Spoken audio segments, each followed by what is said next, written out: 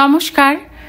গল্পের সাথে কিছুক্ষণে আমি প্রিয়াঙ্কা আপনাদের সকলকে স্বাগত জানাচ্ছি। আমরা শুনছি শ্রীমতী সুচিত্রা ভট্টাচার্যের একটি অসামান্য উপন্যাস নীল ঘূর্ণি। আজ আমরা এই উপন্যাসের ৬ষ্ঠ পর্ব শুনব। গল্প পাঠ শুরু করার আগে আপনাদের কাছে একটা অনুরোধ, যদি গল্প পাঠ ভালো লাগে তাহলে প্লিজ একটা লাইক করে দেবেন গল্পটিকে, আর যদি সম্ভব হয় তাহলে ফ্রেন্ডস আর ফ্যামিলির সাথে একটু শেয়ার করে নেবেন। চ্যানেলে আজ যদি নতুন এসে থাকেন তাহলে প্লিজ চ্যানেলটাকে সাবস্ক্রাইব করে পাশে যে বেল আইকনটি আছে তার অল নোটিফিকেশনটা কিন্তু অন করতে ভুলবেন না। আসুন তাহলে আজ আমরা এই উপন্যাসের ৬ষ্ঠ পর্ব শুনে নিই। বিছানা জুড়ে ছড়িয়ে আছে রাশি রাশি সামগ্রী, মনোরম কারুকাজ করা দামি লেপ, রঙে রং মিলিয়ে নামি কোম্পানির পিলো কভার, বেডশিট, চোখ ধাঁধানো মখমলের বেড কভার, তুলতুলে কম্বল, টুকটুকে শাল, বাহারি কার্ডিগান, অজস্র দেশি বিদেশি কসমেটিক্স। শাড়ি হবে কম করে ডজনখানেক। বালুচরি, জামদানি, বোমকাই, কাঞ্জিভারাম, নারায়ণপেট, গাদোয়াল, ঘরচোলা, চিকন সিল্ক, কলাক্ষেত্রম। আছে বর্ণময় সালোয়ার কুর্তা, আছে মেখলা, আছে কামনামদির নাইটি। বিয়ের কার্ডও উপস্থিত, শোভা পাচ্ছে খাটের একধারে। আয়োজন দেখে স্তম্ভিত হয়ে যাচ্ছিল দইতা। মা মাঝে মাঝেই ফোনে বলতো বটে মাসির সঙ্গে কেনাকাটা করতে বেরোচ্ছে রোজ, তা বলে এত দূর এগিয়ে গেছে। মাঘ মাসের ৯ তারিখ তো এখনো অনেক বাকি। দইতা বিছানার কোণে বসে পড়ল। ক্রিসমাস ইভের সন্ধেটা পাংশুটে ঠেকছে সহসা। ঘরে ফ্লোরেসেন্ট বাতি তেমনই দ্যুতিহীন। এই মাত্র সে ক্যাম্পাস টাউন থেকে ফিরল। পথশ্রমের ক্লান্তি আছে বটে, কিন্তু এমন ঘোর ঘোর তো লাগার কথা নয়। মণিদীপার চোখ জলজল করছে। কি রে মুনিয়া, খুশি তো? দইতা উত্তর দিল না। সবই তোর পছন্দ মিলিয়ে মিলিয়ে কিনেছি। রেভলনের সেট, ল্যাকমের সেট। শুধু তোমার পারফিউম আর বেনারসিটাই আমি কিনিনি, ওগুলো তুমি নিজে পছন্দ করে কিনবে। দইতা এবারও উদাস। মণিদীপা অধৈর্য হয়ে বলল, কিছু একটা কমেন্ট কর, ভালো লাগছে কি পছন্দ হচ্ছে না? শাড়িগুলো চয়েসেবল হয়েছে? দইতা মুখ খুলল। এত তাড়াহুড়ো করার কি ছিল? কোথায় তাড়াহুড়ো? আর তো ১ মাসও হাতে নেই। এরপর তো নেমন্তন্নে ছুটতে হবে, আর বাজার করার সময় পাবো? আমি এলেই তো করতে পারতে, যদি এখন বিয়েটাই না করি। বিয়ে আবার করবে না। মণিদীপা একগাল হাসল। অমন ছেলের জন্য যে কোনো মেয়ের নোলা সপ সপ করবে। আহা, কি ছেলে, লাখে একটা মেলে। কপাল করে এসেছিলিস বটে। দইতার চোয়াল শক্ত হয়ে গেল। ও হ্যাঁ, আর একটা জিনিস তো দেখানোই হয়নি। বলতে বলতে আলমারি খুলল মণিদীপা। চ্যাপটা পিচবোর্ডের একটা বাক্স বের করেছে। এই দেখ, এই জামেওয়ারটা তোর বউ ভাতের, শ্বশুরবাড়ি থেকে দেবে। কালারটা খুব গর্জিয়াস না? টার্কোয়েজ ব্লু। কাল পরশু ব্লাউজ পিস কেটে শাড়িটা কবিতাদিকে ফেরত পাঠাতে হবে। দইতা শাড়িটাকে ছুঁল না, শাড়িটার দিকে তাকিয়েও দেখল না, উঠে চলে যাচ্ছিল। মণিদীপা খপ করে হাত চেপে ধরেছে। এই, তোর কি হয়েছে রে? ভাল লাগছে না, গা গুলোচ্ছে। সে কি, শরীর খারাপ? না। মণিদীপা মুচকি হাসল। বুঝেছি, টেনশন হচ্ছে। বিয়ের আগে এরকম হয়। তোর বাবার সঙ্গে বিয়ে ঠিক হওয়ার পর তো আমার সারাক্ষণ বুক কাঁপতো। আমার বিয়েটাই করতে ইচ্ছে করছে না মা। দইতার গলার স্বরে এমন কিছু ছিল চমকাতে বাধ্য হলো মণিদীপা। মুখের উচ্ছল হাসি হাসি ভাব উপে গেছে। তীক্ষ্ণ চোখে নিরীক্ষণ করছে মেয়েকে। গলা একটু ভারী করেই বলল, ইচ্ছের কারণটা জানতে পারি? শুনতে তোমার ভালো লাগবে না, তবু শুনি। তোমাদের চয়েসের ছেলেটাকে আমার পছন্দ হয়নি। কেন? সব কেনের উত্তর হয় না মা। আই ডিসলাইক হিম, ব্যাস। যত সব ঢঙের কথা। তুমি তোমার ওই ডিসলাইক নিয়েই থাকো এখন। বিয়ের পর বর নিয়ে আহ্লাদিপানা করলে তখন স্মরণ করিয়ে দেব। মেয়ের হাত ছেড়ে সরে যেতে গিয়েও দাঁড়ালো মণিদীপা। ও হ্যাঁ, কবিতাদি তোকে জানিয়ে দিতে বলেছে তোদের হানিমুন হবে গোয়ায়। আইডিসির হোটেল বুকও করা হয়ে গেছে। ভালোই হলো, কি বল? গোয়া তো তুই যাসনি। দরজায় প্রস্তর মূর্তির মতো দাঁড়িয়েছিল দইতা। চোখের পলক না ফেলেই বলল, তোমরা কি আমায় জোর করে বিয়ে দিতে চাও মা? আমার আপত্তি শুনবে না? ও কি অলক্ষণে কথাবার্তা!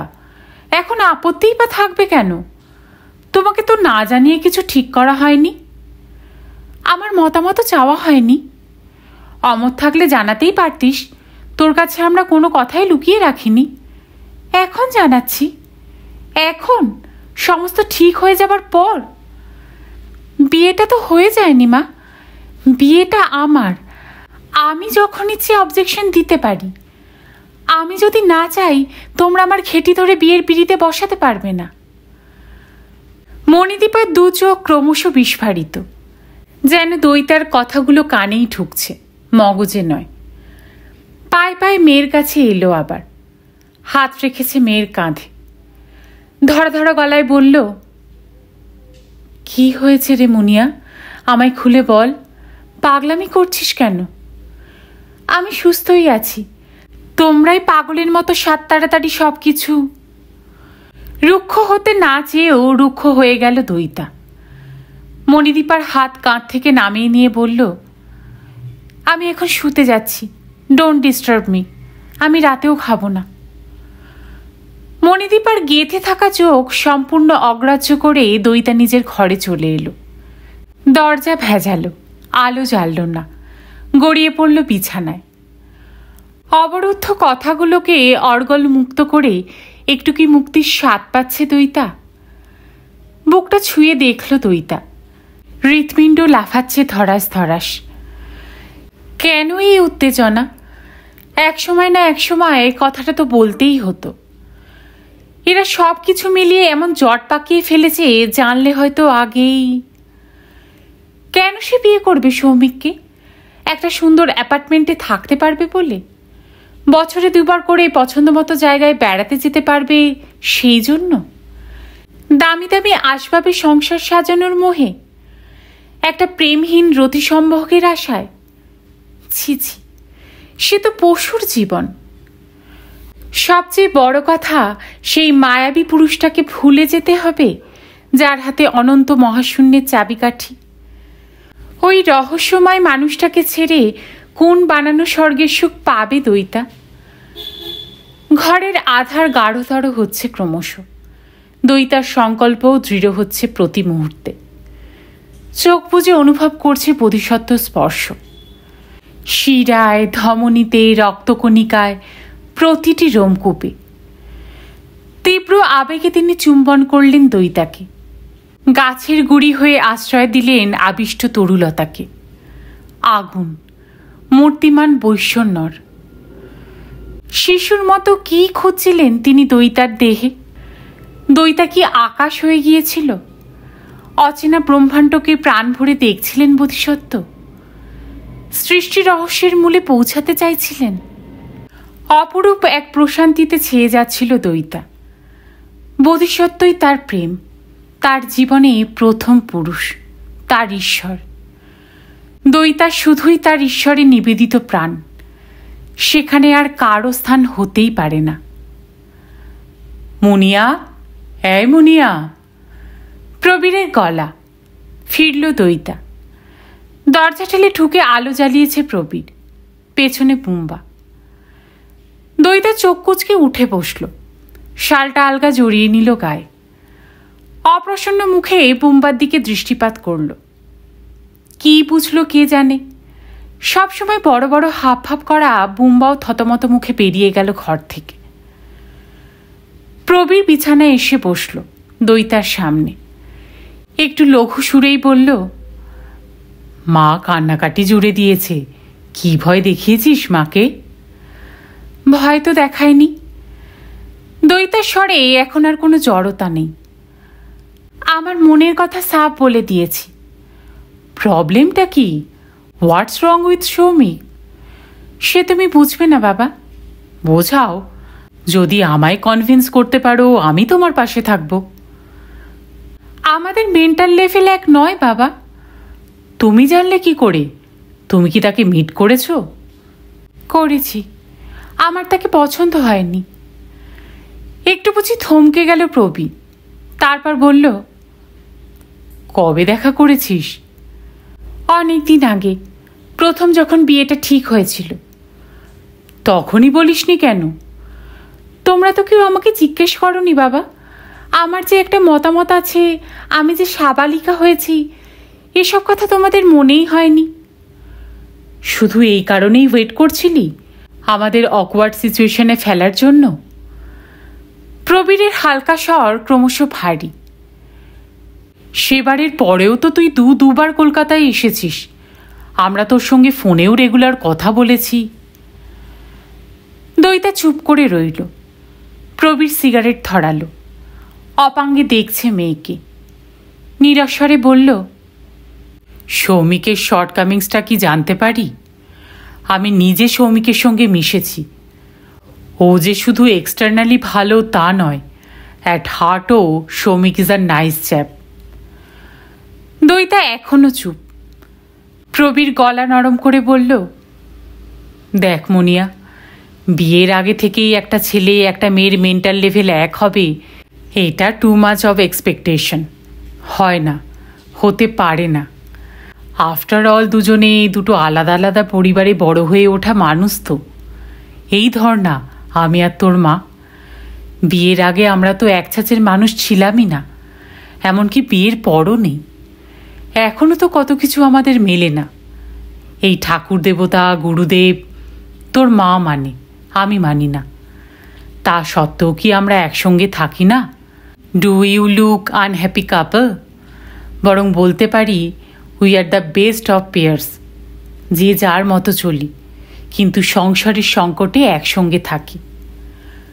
সৌমিকের মধ্যেও এই গুণটা আছে। I can assure you. Soumik খুব অ্যাডজাস্টেবল ছেলে। দইতা মনে মনে বলল, ব্যক্তিত্বহীন। মুখে বলল, হাজারটা খরগোশ জোড়া লাগিয়েও ঘোড়া হয় না বাবা। পছন্দ অপছন্দ তো ভেতরের জিনিস। সে কি তোমার যুক্তি মেনে চলে? এ কথা বললে তো চলবে না মুনিয়া।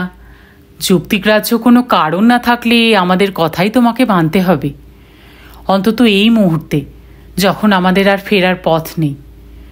তুমি দেখছো বিয়ের কেনাকাটা হয়ে গেছে, ফার্নিচারের অর্ডার আমি দিয়ে এসেছি, তোমার মা গয়না করাতে দিয়ে দিয়েছে, এবং নিজের চোখে পর্যন্ত দেখেছো বিয়ের কার্ডও ছাপা হয়ে গেছে।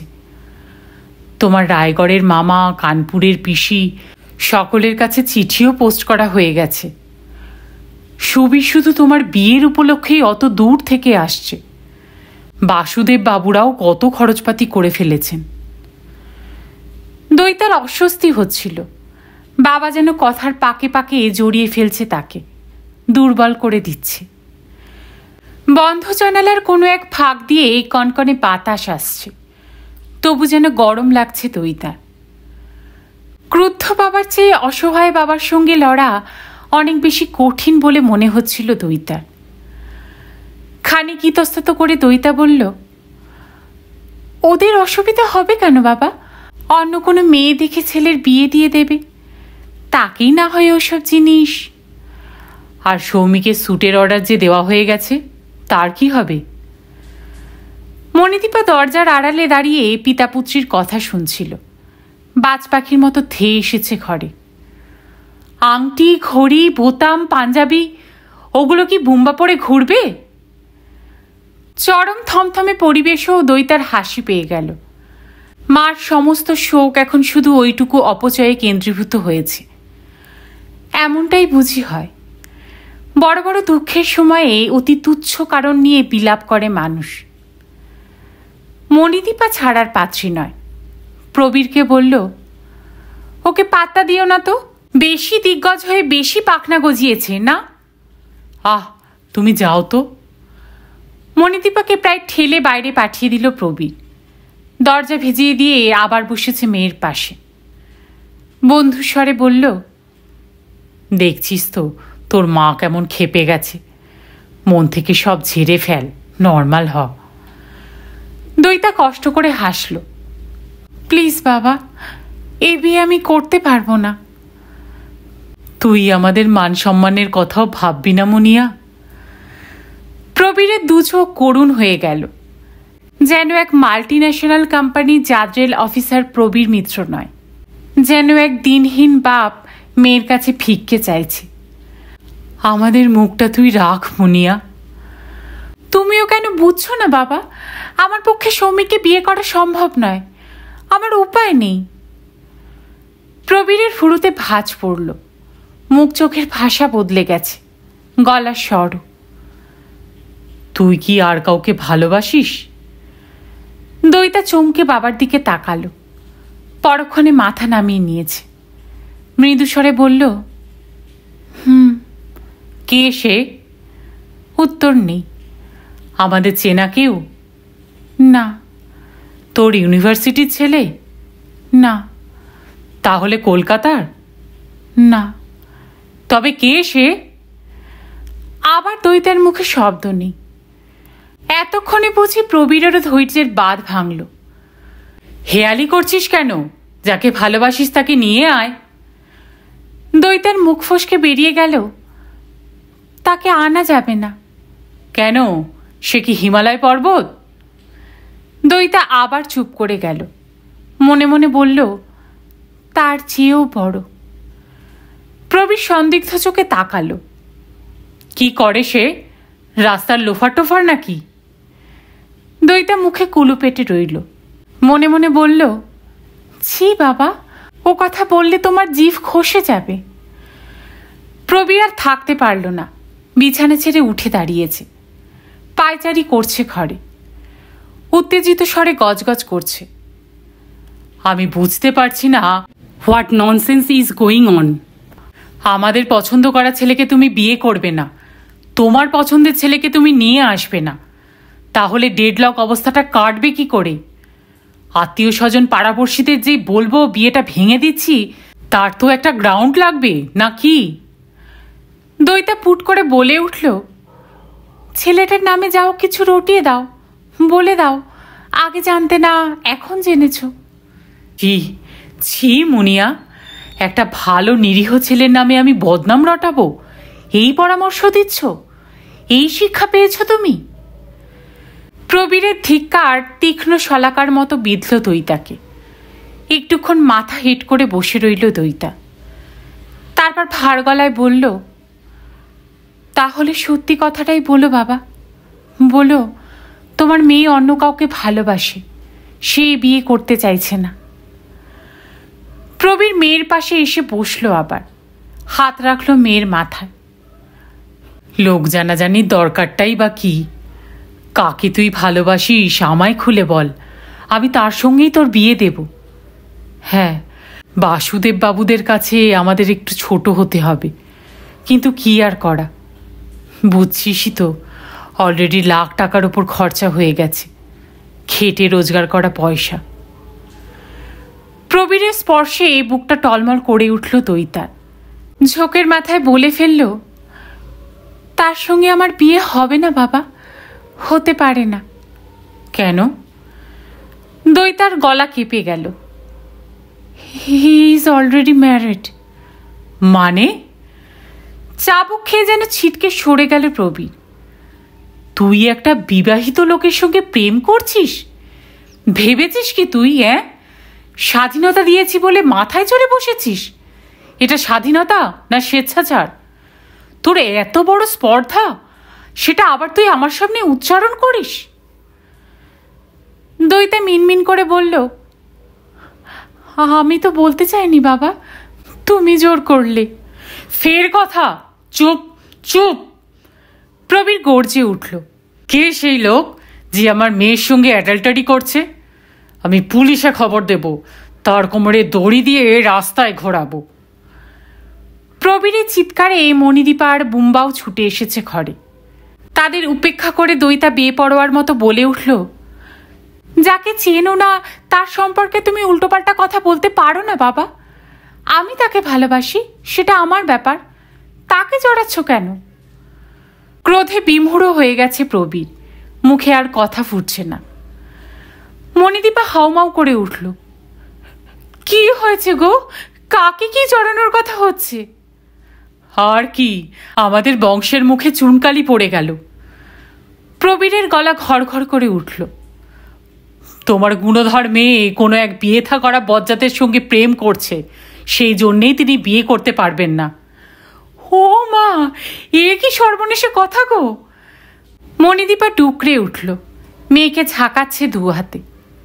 হে মনিয়া, কি বলছিস তুই? দইতার আর লজ্জা সংকোচ নেই, দ্বিধা কেটে গেছে তার। স্পষ্ট গলায় বলল, তোমরা এমন করছো যেন এই ঘটনা পৃথিবীতে প্রথম ঘটল। হ্যাঁ, আমি একজনকে ভালোবাসি। ইনসিডেন্টলি আর accidentally he is a married. যেহেতু একজন বিবাহিত লোককে বিয়ে করা আইন পারমিট করে না, সেহেতু আমি বিয়েই করব না। এতে তোমাদের এত গায়ে লাগছে কেন? আমি কিভাবে আমার জীবনটাকে লিড করব সেটাও কি আমার বেছে নেওয়ার অধিকার নেই? চুপ! যত বড় মুখ নয় তত বড় কথা। বুনো ষাঁড়ের মতো তেড়ে এলো প্রবীর। এখন তার আর হিতাহিত জ্ঞান নেই। সপাটে চর কষিয়েছে মেয়েকে, দাঁতে দাঁত ঘষে বলল, তোমার ভালোবাসা আমি খুঁচিয়ে দেব, কোনো বাদরামি আমি সহ্য করব না। সৌমিককেই তোমার বিয়ে করতে হবে। আজ থেকে তুমি বাড়ি থেকে বেরোবেই না, টিল ইওর ম্যারেজ। খাটের কোণে ছিটকে পড়েছিল দইতা। বুঝিবা বাবার চণ্ডাল মূর্তিতে বিহুবল হয়ে গিয়েছিল কয়েক মুহূর্ত। কখনো কোনোদিনও বাবা তার গায়ে হাত তোলেনি, আজই প্রথম। হতচকিত দশা কাটিয়ে ফুঁসে উঠেছে আবার। তোমরা কি ভেবেছ ফোর্স করে আমাকে বিয়ে দেবে? পারবে না। দেখি পারি কি না, দেখি তোর কোন লাভার আটকায়। লাভার আটকাবে কেন? আমি আটকাবো। আমি পুলিশে খবর দেব। দেখবো একটা সাবালিকা মেয়েকে তুমি কি করে বিয়ের পিড়িতে বসাও। শুনছো শুনছো, মেয়ের কথা শুনছো? কিচ্ছু বলার নেই, কিচ্ছু বলার নেই।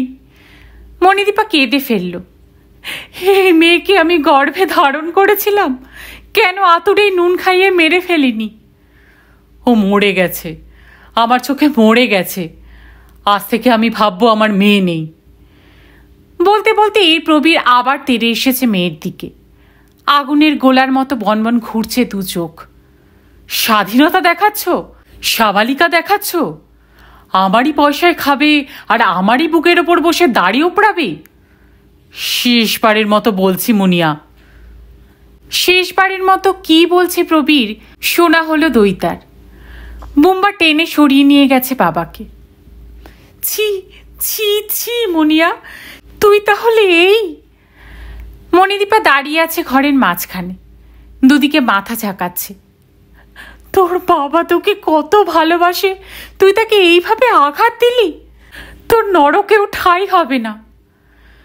বুম্বার গম্ভীর স্বর শোনা গেল, মা চলে এসো। প্রবল ঝড়ের পর নিথর হয়ে গেছে গোটা বাড়ি, যেন শ্মশান ভূমি কিংবা কবরখানা। আধুনিক ফ্ল্যাট জীবনের সুবিধাও আছে, কেউ কারোর অন্দরমহলে উকি দেয় না। এই চিৎকার কান্নাতেও টনক নড়েনি কোনো প্রতিবেশীর। হয়তো তারা আড়ালে ফিসফিস করবে, তবে মুখে কিছু বলবে না। আজ অবশ্য সেই সম্ভাবনাও কম। আনন্দের ফোয়ারা ছুটছে বাইরে। পাশের ফ্ল্যাটে ক্রিসমাস ইভের পার্টি চলছে। হঠাৎ হঠাৎ শোনা যাচ্ছে হর্ষধ্বনি। দেয়াল ফুঁড়ে আসে ওই আওয়াজ আঘাত করছে এই ফ্ল্যাটের নৈশব্দকে। আরও প্রকট হয়ে উঠছে শব্দহীনতা। দইতা বসে আছে, বসেই আছে, যেন সে এক দারুভূত প্রতিমা, নড়বেই না কোনো দিন। চোখের কোলে শুকনো জলের রেখা, গা থেকে খসে পড়া শাল লুটোচ্ছে বিছানায়। তাকে ছুঁয়ে যাচ্ছে কনকনে হাওয়া। এখন আর শীত তাপ কোনো কিছুরই অনুভূতি নেই দইতার। রাতটা কেটে গেল। কি করে কাটলো দইতা নিজেও জানে না। মগ্ন চৈতন্যের ওপার থেকে বুম্বাবুঝি ডেকেছিল একবার, খেতে বলেছিল। দইতা সাড়াও দেয়নি। একসময় জড়িয়েও এসেছিল দু চোখ অজান্তেই। তন্দ্রা ছিঁড়তেই টান টান হলো দইতা। পলকের জন্য বোধিসত্ত্বর মুখটা মনে পড়ল। পরক্ষণে মা বাবার মুখ, কালকের ঘটনার অনুপুঙ্খ। ফোঁস করে বড় বড় কয়েকটা দীর্ঘ নিঃশ্বাস ফেলল। আপন মনে ফুপিয়ে ফুপিয়ে কাঁদল কিছুক্ষণ। না, বোধিসত্ত্বকে ছাড়া দইতা বাঁচবে না। অচঞ্চল পায়ে বাথরুম থেকে ঘুরে এলো দইতা। কালকের কিডস ব্যাগটা বিছানাতেই পড়ে আছে, এখনো খোলা হয়নি। ওয়ার্ড্রোব থেকে আরও দুটো সালোয়ার কামিজ বের করে চেপে চেপে ভরে নিল তাতে। শান্ত মাথায় টেবিল চেয়ারে বসে চিঠি লিখল একটা, বাবার উদ্দেশ্যে। সে যে ক্যাম্পাস টাউনেই ফিরছে সেটা বাড়ির লোকের জানা দরকার, না হলে থানা পুলিশের হুজ্জত হতে পারে। তাছাড়া যাদের সে কোনোভাবেই সুখী করতে পারল না তাদের উতলা করে কি লাভ। চিঠিটাকে টেবিলে খোলা অবস্থায় রেখে দইতা কিডস ব্যাগ কাঁধে তুলে নিল। মায়াভরা চোখে ক্ষণিক তাকিয়ে রইল বিছানার দিকে। ঘরটাতেও চোখ বোলালো। আর হয়তো কোনোদিনই এখানে ফেরা হবে না। ড্রয়িং স্পেসে এসেও পা আচমকা মাটিতে গেঁথে গেল দইতার। বাড়ির সকলে এখন গাঢ় ঘুমে। দইতা চোখ বুজে কান খাড়া করল। নিঃশ্বাসের শব্দ শোনা যায় কি? বাঁ হাতের চেটোয় চোখের কোণ মুছে নিল দইতা। নিঃসারে ফ্ল্যাটের দরজা খুলে বেরিয়ে পড়ল। দইতার সামনেই এখন এক অন্ধকার মাখা ভোর, কুয়াশায় ঢাকা। স্লিপ পাঠিয়ে হোস্টেলের বাইরের গেটে অপেক্ষা করছিল সৌমিক। সঙ্গে সঙ্গে একটা চাপা টেনশনেও ভুগছিল। দুম করে এভাবে চলে আসাটা কি তার উচিত হলো? যদি এখন দইতা দেখা না করে, যদি দরজা থেকেই হাঁকিয়ে দেয়। বছরের শেষ দিন আজ। জব্বর ঠান্ডায় কলকাতা চেয়েও শীতটা এখানে অনেক বেশি, সম্ভবত খোলামেলা বলি। প্রায় 1টা বাজে এখন, অর্থাৎ প্রখর মধ্যাহ্ন। অথচ রোদ্দুরের তেজ দেখে তা টের পাওয়ার উপায় নেই। কেমন যেন মরা মরা ভাব। তাপ নেই, শুধু রংটাই আছে। বইছে হিম মাখা কনকনে হাওয়া। জামা সোয়েটার ভেদ করে ঢুকে যাচ্ছে হাড় গড়ে। ঠান্ডার ছাপটায় চারিদিকের গাছপালা কাঁপছে ঠকঠক। প্রতীক্ষার প্রতিটি মুহূর্ত অনন্ত দীর্ঘ বলে মনে হয়। মাত্র 5 মিনিটেই হাঁপিয়ে উঠছিল সৌমিক। ঝোঁকের মাথায় ছুটে আসার মূর্খামির জন্য নিজেকেই ধমকাচ্ছিল। এমন সময় ফিরল মহিলাটি। দরজা থেকেই ঘোষণা করল, দইতা মিত্র নেই। সৌমিক এগিয়ে গেল। সন্দিগ্ধ স্বরে বলল, তা কি করে হয়? হোস্টেলেই তো থাকার কথা। একটু আগেও ছিল, এখন ঘর তালা বন্ধ। গেছে কোথাও? বলতে পারবো না। আপনাদের খাওয়ার ঘরে নেই তো? মেয়ে কম, খাওয়া দাওয়া অনেকক্ষণ চুকে গেছে। ও, এলে কিছু বলতে হবে? সৌমিক একটুক্ষণ ভাবল, যদি দেখাই না হয় মিছে মিছে আগমন বার্তা জানিয়ে লাভ কি? নিজেকে কি তাতে আরো খেলো করা হবে না? এমনিতেই হয়তো হাসছে দইতা মনে মনে, বিয়ের শখ উথলে ওঠা ছেলেটাকে জব্দ করতে পেরেছে বলে। গলা ছাড়ল সৌমিক। থাক, দরকার নেই। আপনি কোত্থেকে আসছেন? যাক, শেষ পর্যন্ত প্রশ্নটা করেছে তাহলে। সৌমিক উত্তর দিল না। ঘুরে হাঁটা শুরু করল অন্যমনস্ক মুখে, ফাঁকা চোখে। টান টান স্নায়ুতন্ত্রী ঝিমিয়ে পড়েছে সহসা। সেই কোন ভরে ওঠা, এতটা পথ আসা, এত আকাঙ্ক্ষা, উদ্বেগ, প্রশ্ন, উত্তেজনা, সবই অর্থহীন মনে হচ্ছে এখন। দইতা মিত্র প্রত্যাখ্যান করেছে বলে কি সৌমিক বসুরায়ের জীবন অন্ধকার হয়ে গেল? ফুহ, আছেটাই কি দইতার মধ্যে? রূপ, গুণ, ফিগার, স্মার্টনেস, সবেতেই তো মেরে কেটে অ্যাভাব অ্যাভারেজ। সৌমিক টুস্কি বাজালে ওর চেয়ে ঢের ঢের গুণবতী মেয়ে সৌমিকের দরজায় লাইন লাগাবে। তাহলে সৌমিক সত্যিই এলো কেন? কবিতা বসুরাই তো বলেইছে ওই বিশেষ দিনে যেখান থেকে হোক এক হুড়োপড়ি জোগাড় করে আনবে। কথাটা মনে পড়তেই সৌমিকের গা গুলিয়ে উঠল। আবার সেই কবিতা বসুরায়ের চক্কর। একটিবারের জন্য হলেও সে কবিতা বসুরায়ের পাতা ফাঁদে প্রলুব্ধ হয়েছিল। ওই মেয়ে পুতুল খেলার আয়োজন লাথি মেরে ভেঙে দিয়েছে।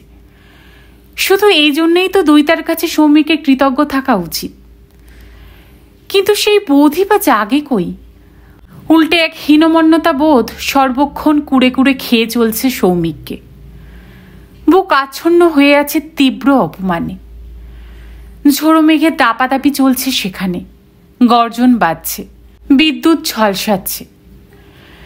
একবার মনে হচ্ছে মেয়েটাকে সামনে পেলে গলা মুচড়ে মেরে ফেলে। পরক্ষণে এক অন্তিম হাহাকারে ছেয়ে যাচ্ছে হৃদয়। কান্না পাচ্ছে সৌমিকের। কেন এমন হলো সৌমিকের? কি হলো? সৌমিক হাঁটছে উদ্দেশ্যহীন। শরীর ছেড়ে যাচ্ছে ক্রমশ, পেট চুইচুই করছে। ইউনিভার্সিটির মেন গেটের সামনে এসে এদিক ওদিক দেখল। পথ প্রায় শুনশান, একটি পড়ুয়াও চোখে পড়ে না। ছুটি বলেই কি? এত ঝকঝকে রাস্তাঘাট, সার সার বৃক্ষরাজি, এত সুন্দর সুন্দর ছড়ানো ছেটানো বিল্ডিং, সবই বড় নিঝুম। দেখে মনে হয় কোনো জাদু ছোঁয়ায় ঘুমিয়ে আছে জায়গাটা। এই নিদ্রিত পুরীতে কোথায় একা একা ঘুরে মরছে দৈতা। মেন গেট ছাড়িয়ে খানিক গেলে চায়ের দোকান। খদ্দেরহীন ফাঁকা বেঞ্চি হু হু করছে। ঝাপের ভেতরে আলো আর মুড়ি দিয়ে ঢুলছে দোকানদার। সৌমিক পায়ে পায়ে দোকানে এলো। চা হবে ভাই? শুধু চা? আর কি আছে? লোকটা চোখ কচকালো। রুটি টোস্ট হবে, ডিম ভাজা, বিস্কুটও আছে। টোস্ট ডিম ভাজাই দাও। সৌমিক বেঞ্চিতে বসল। আগে এক কাপ চা। স্টোভ জ্বালিয়ে কেটলি বসালো লোকটা। ডিম গুলছে বাটিতে, পেঁয়াজ লঙ্কা কুচোচ্ছে। রাস্তা কাঁপিয়ে ধুলো উড়িয়ে এক ট্রাক ছুটে গেল। উড়ন্ত ধুলো থিতিয়ে আসার আগেই সৌমিকের চোখের মনি স্থির। দৈতা না? হ্যাঁ, দৈতাই তো। ইউনিভার্সিটির মেন গেটের পাশে ছোট্ট দরজা দিয়ে বেরিয়েছে দৈতা। মাথা নিচু করে হোস্টেলের দিকে চলছে। পরনে কালো জিন্স, গায়ে কালো শাল, চুল খোলা, যেন মূর্তিমতী শোক প্রতিমা। সৌমিক কিছুতেই সুস্থির বসে থাকতে পারল না। চেঁচিয়ে ডাকল, দৈতা। দৈতা চমকে দাঁড়ালো, চোখ কুচকে তাকাচ্ছে এদিক ওদিক। সৌমিককে চিনতে যেটুকু সময় লাগলো সেটুকুই বুঝি স্থানও ছিল দৈতা। তারপর এগিয়ে এলো অনাড়ষ্ট ভঙ্গিতে। ভুরু বেঁকিয়ে কৈফিয়তের সুরে জিজ্ঞেস করল, তুমি এখানে? সরাসরি আপনি থেকে তুমি। সম্ভাব্য সম্পর্কটা ছিঁড়ে যাওয়ার সূত্রেই কি এই তাচ্ছিল্য? সৌমিকের গলা আপনা আপনি তেতো হয়ে গেল। বুঝতেই পারছো কেন এসেছি? না, বুঝলাম না। কথা সাজানোই ছিল। সৌমিক অভিভাবকের সুরে উগড়ে দিল, তুমি কিন্তু ভারী অন্যায় কাজ করেছ। কি অন্যায়? কিসের অন্যায়? আমার জীবন আমার মতো করে চালাবো, এতে ন্যায় অন্যায়টা কি আছে শুনি? কি তেজ, কি ঔদ্ধত্য! স্বাভাবিক নার্ভাসনেসটা উবে গেল সৌমিকের। রুক্ষস্বর বেরিয়ে এলো, বলতে চাও তোমার অভাবে বাড়ি থেকে চলে আসাটা ঠিক কাজ হয়েছে? জানো তোমার মা বাবার এখন কি অবস্থা? অনুমান করতে পারি, কিন্তু আমি হেল্পলেস। ওদের হ্যাঁতে হ্যাঁ মিলিয়ে চলা আমার পক্ষে সম্ভব ছিল না। তুমি আমায় বলতে পারতে, আমি নয় বিয়েটা। তুমি বিয়ে ভেঙে দিতে? দৈতার ঠোঁট বেঁকে গেল। আমি তোমায় অ্যাপ্রোচ করিনি। সে তো কপট অ্যাপ্রোচ। সৌমিক ফস করে বলে ফেলল, তুমি আমায় মিথ্যে বলেছিলে।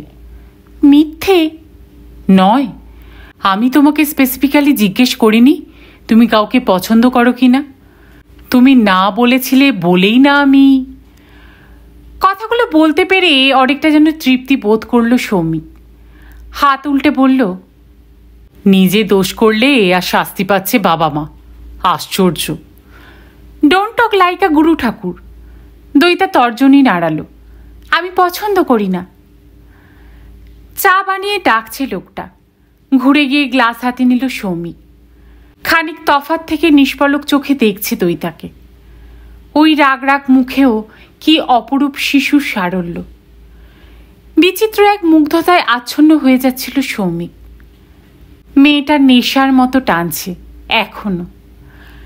বোকা বোকা মুখে হাতের গ্লাস নেড়ে জিজ্ঞেস করলো দইতাকে চা খাবে কিনা। অবাধ্য খটকির মতো দুদিকে মাথা নাড়ল দইতা। নরম গলায় সৌমিক ডাকল, ঠিক আছে, খেতে হবে না, এদিকে এসো, তোমার সঙ্গে কথা আছে। দইতা এলো বটে, তবে বেশ খানিকটা ব্যবধান রেখে দাঁড়ালো।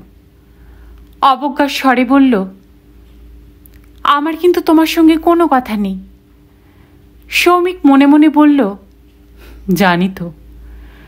ছোট্ট নিঃশ্বাস ফেলে বলল, বাবা মার সঙ্গে তুমি মিটমাট করে নাও, আমাকে তোমায় বিয়ে করতে হবে না। দইতা কুট চোখে তাকালো, তুমি কি মা বাবার দূত হয়ে এসেছ? না, কেউই জানে না আমি এখানে এসেছি। ও, মহৎ সাজার শখ হয়েছে? টিটকিরিটা হজম করে নিল সৌমিক। এর চেয়ে অনেক বড় অপমানিত সে আত্মস্থ করেছে, নয় কি? গলা নামিয়ে বলল, আমার কিছু সাজারই বিন্দুমাত্র শখ নেই। আমি শুধু চাই আমাকে কেন্দ্র করে একটা ফ্যামিলিতে মা বাবার সঙ্গে মেয়ের রিলেশনটা নষ্ট না হোক। ধন্যবাদ। আমার সঙ্গে আমার মা বাবার কী রিলেশন হবে সেটা আমি বুঝে নেব। এ ব্যাপারে বাইরের লোকের নাক গলানোর কোনো প্রয়োজন নেই। কথাগুলো চিবিয়ে চিবিয়ে বলল দইতা, এবং প্রায় সঙ্গে সঙ্গে কাজ ঝাঁকিয়ে হাঁটা দিয়েছে। তার গমন পথের দিকে তাকিয়ে থাকতে থাকতে বুক ভারী হয়ে এলো সৌমিকের। অর্থহীন মন কেমন করা যুক্তিহীন বিষাদ। দইতার কাছ থেকে অন্য কোনো ব্যবহার কি প্রত্যাশিত ছিল? সৌমিক কি ভেবেছিল তাকে দেখে উদ্বাহুর নৃত্য করবে দইতা? Toast omelette ready. সৌমিককে ডাকছে লোকটা। বেঞ্চিতে এসে বসল সৌমিক। খিদে মরে গেছে, জিভ বিষাদ। পাউরুটির কোণ খুঁটল একটু, মুখে তুলতে পারল না। প্লেট সরিয়ে পার্স বার করল। কত হয়েছে ভাই? খেলেন না? ভাল লাগছে না। লোকটা চোখ পিটপিট করল। 4 টাকা দিন। দাম মিটিয়ে উঠে পড়েছে সৌমিক। আবার দইতা। যেভাবে হনহন চলে গিয়েছিল সেভাবেই ফিরে আসছে গটমুটিয়ে। সৌমিকের সামনে এসে ঝপ করে দাঁড়িয়ে পড়ল। এই, তুমি কি শুধু বাবা মার কথা শোনাতে এসেছিলে? সৌমিক থমকে গেল। সত্যি তো, কি কথা বলতে এসেছিল সে? তার ছুটে আসাটা তো নেহাতি এক অন্ধ আবেগের তাড়না। কেন দইতা বিয়েটাকে এগোতে দিয়েও ভেঙে দিল? কেন তাকে শুধু অপমান করল? এসব প্রশ্ন আর করার কি কোনো মানে হয়? আসল সত্যটা হলো, সে মেয়েটাকে ভালোবেসে ফেলেছে। পতঙ্গের মতো ছুটে এসেছে আগুনের দিকে। কিন্তু এই কথাও কি আর উচ্চারণ করা যায়? সৌমিক ঠোক গিলে বলল, যা বলার তুমি তো বলেই দিয়েছ, আমার আর কি বলার থাকতে পারে? কথাটায় চোরা ক্ষোভ ছিল, বুঝি অনুভব করতে পারল দইতা। একটুক্ষণ দাঁড়িয়ে রইল চুপচাপ। তারপর হাঁটা শুরু করল পাশাপাশি।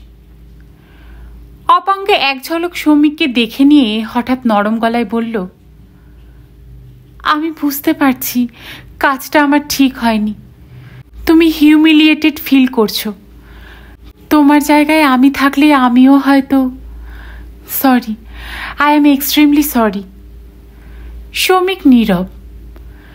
দইতা আবার একটু সময় নিয়ে বলল, তুমি খুব ভালো ছেলে সৌমিক।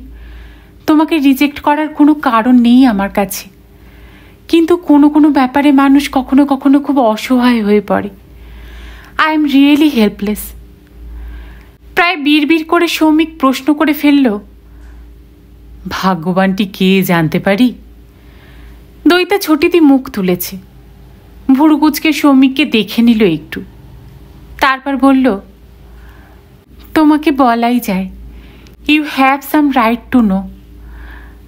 আমি একজন অধ্যাপককে ভালোবাসি, প্রফেসর বোধিসত্ত্ব মজুমদার। নামটা শুনেছ? সেই বিজ্ঞানী কদিন আগে কাগজে যার বিরাট ইন্টারভিউ বেরিয়েছিল। শুধু বিজ্ঞানী নন, তিনি একজন বিখ্যাত বিজ্ঞানী। ফ্যাল ফ্যাল করে তাকালো সৌমিক। কিন্তু তিনি তো অনেক সিনিয়র লোক, এজেড মানুষ। ভালোবাসার সঙ্গে বয়সের কি সম্পর্ক? দইতার স্বরে সামান্য বিরক্তি যেন। তিনি মোটেই বুড়ো নন, ফিজিক্যালি মেন্টালি অনেকের থেকে ইয়াং। তার ফ্যামিলি নেই? অফকোর্স আছে, বউ আছে, কলেজে পড়া ছেলে আছে। তাতে আমার কি এসে যায়? আমি তাকে ভালোবাসি, তিনি আমাকে ভালোবাসেন, ব্যাস। সৌমিকের বাক্যস্ফূর্তি হচ্ছিল না। মেয়েটা পাগল না নির্বোধ? বয়স্ক অধ্যাপকরা বেশিরভাগই ধোয়াটে স্বভাবের মানুষ হয়, বিশেষ করে বিজ্ঞানীরা। সৌমিক যতদূর জানে, এদের সাংসারিক জ্ঞানগম্যও অত্যন্ত কম। এমন একটা লোকের পায়ে মন প্রাণ নিবেদন করে কি পাবে দইতা? সেই অধ্যাপকই বা কি? একটা বাচ্চা মেয়ের সঙ্গে নীতিজ্ঞান বর্জিত হয়ে লটঘট চালিয়ে যাচ্ছে। দইতা চুল দুলিয়ে হাসল। আমি জানি তুমি কি ভাবছ, আমাদের সম্পর্কের পরিণতি কি, তাই তো? বলতে বলতে হঠাৎ উদাস দইতা, দূরমনস্ক। শীতের বাতাসের মতো ফিসফিসে স্বরে বলে চলেছে, সব সম্পর্কেরই কি একটি নিখুঁত গোল পরিণতি থাকে? তারও কিছু হেল্পলেসনেস আছে, বাইন্ডিংও আছে। আমার ফিউচার এখন আমি তার ওপরেই ছেড়ে রেখেছি। জানি কনভেনশনাল মা বাবার পক্ষে এটা হজম করা কঠিন। কঠিন কেন, অসম্ভব। অ্যান্ড ফর দ্যাট রিজন আমি তাদের ছেড়ে চলেও এসেছি, ধরে নিতে পারো চিরকালের জন্য। এই যে হোস্টেল, এখানেও আমি বেশি দিন থাকবো না। দরকার হলে টাউনে চলে যাব। টিউশনি খুঁজছি, নিজের খরচা নিজে চালাবো। ফাইনাল পরীক্ষা অবধি অবশ্য এভাবেই দাঁতে দাঁত কামড়ে পড়ে থাকতে হবে, তারপর একটা চাকরি ঠিক জোগাড় করে নেব। বিপুলা এই ধরনীতে একটা মানুষের পেটের ভাত জোগাড় করার মতো বিদ্যে আমার আছে। বুঝতে পারছো কথাগুলো কেন তোমায় বলছি? সৌমিক শুকনো গলায় বলল, কেন আর, আমাকে শোনাতে ইচ্ছে করছে তাই। আগে না স্যার, আমি চাই আমার প্রতিটি কথা তুমি বাড়িতে গিয়ে রিপোর্ট করো, নট অ্যাজ এ খোঁচর বাট অ্যাজ এ মেসেঞ্জার। বাবাকে বলো, যখন তাদের কথা শুনলামই না, তখন তাদের ওপর আর ডিপেন্ডেন্টও থাকতে চাই না। এটাই তো লজিক্যাল, নয় কি? সৌমিকের মুখ গোমড়া হলো। আমি কেন তাদের বলতে যাব? আগেই তো বললাম, কেউ আমাকে এখানে পাঠায়নি, আমিও কাউকে বলে আসিনি। তাহলে তুমিই জেনে রাখো। আমার সিচুয়েশনটা তো বুঝলে, অতএব নো মোর হার্ট ফিলিংস। বলেই দইতা হাত বাড়িয়ে দিল। তুমি কি এখন থেকে আমার বন্ধু হতে পারো না? সৌমিক সম্মোহিতের মতো হাতখানা ধরে ফেলল। খুব কোমল হাত নয়, তবে বেশ উষ্ণ। ছুলেই যেন শিরা ধমনীতে বহমান রক্তকণিকারা চঞ্চল হয়ে ওঠে। হাতটা হাতে রেখেই সৌমিক অস্ফুটে বলল, তোমায় একটা কথা বলবো। কি? তোমার কি মনে হয় না তুমি ভুল করছো? জীবনে কোনটা ভুল কোনটা ঠিক সেটা কি এত সহজে হিসেব করা যায়? আমি মুহূর্ত নিয়ে বাঁচতে ভালোবাসি সৌমিক।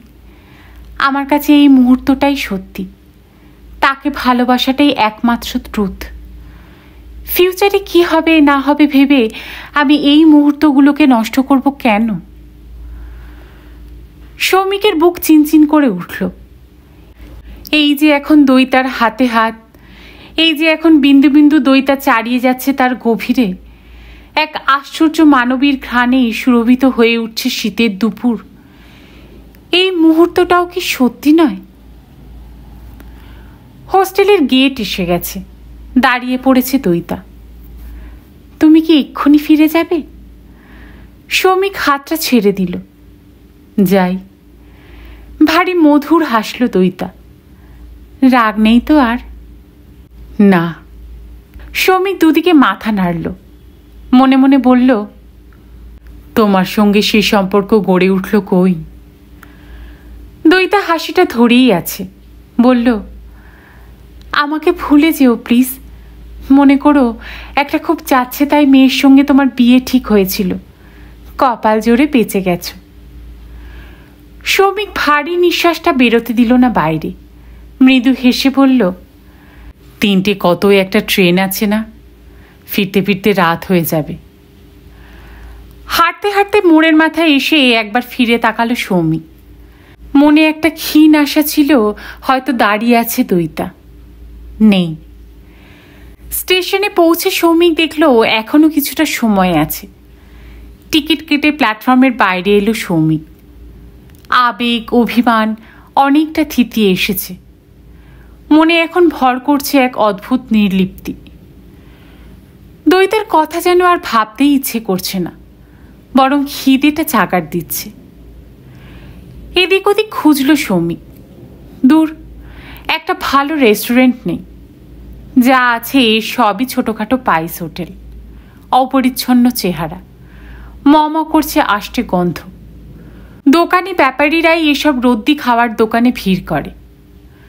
চিন্তাটা মাথায় আসতেই সৌমিক নিজের ওপর রেগে গেল খুব। এই বিরাগ, এই অপশ্রদ্ধা, এও তো সেই কবিতা বসু রায়েরই দান। কি বিষাক্ত এক নাগপাশে তাকে বেঁধে ফেলেছে কবিতা বসু রায়। নিজের অজান্তে সৌমিকের রুচি বোধ পর্যন্ত নিয়ন্ত্রিত হয় ওই কবিতা বসু রায়ের শেখানো নিয়মে। প্রায় জোর করে একটা হোটেলে ঢুকলো সৌমিক।